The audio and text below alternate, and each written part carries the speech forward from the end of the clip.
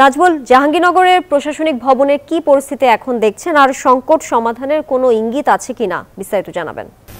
তানিয়া, আপনাকে ধন্যবাদ। এই মুহূর্তে রয়েছে জাহাঙ্গীরনগর বিশ্ববিদ্যালয় এবং এখন কিন্তু শিক্ষক প্রতিনিধি এবং কর্মচারী অফিসার্স এবং তারা কিন্তু উপাচার্যের সঙ্গে জরুরি যে বৈঠক সেই বৈঠকে বসেছে এবং যেহেতু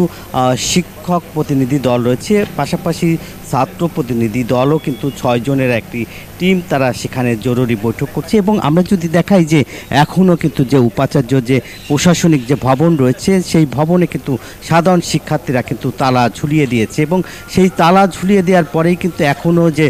আলটিমেটাম দিচ্ছে 4 ঘন্টার আলটিমেটাম দেওয়া হচ্ছে এবং সেই 4 ঘন্টার আলটিমেটাম কিন্তু এখনও যে জরুরি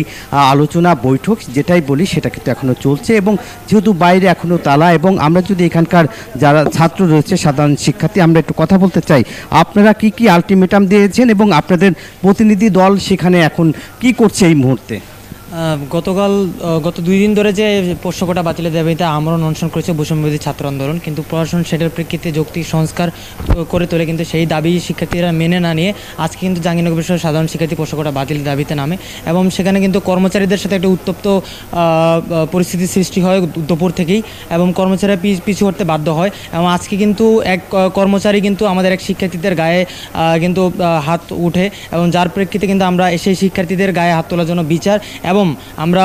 দাবি জানিয়ে যাচ্ছি যে যতক্ষণ না পর্যন্ত পোষ্যকোটা বাতিল হবে ততক্ষণ পর্যন্ত আসলে বিশ্ববিদ্যালয়ের যে ফটক সেগুলো আসলে তালা দেওয়া হয়েছে এবং আমাদের শিক্ষার্থী প্রতিনিধি আলোচনা করছে বিশ্ববিদ্যালয় প্রশাসনের সাথে। আমরা চাই গণঅভ্যুত্থান পরবর্তী সময়ে কোনো বিশ্ববিদ্যালয়ে অযৌক্তিক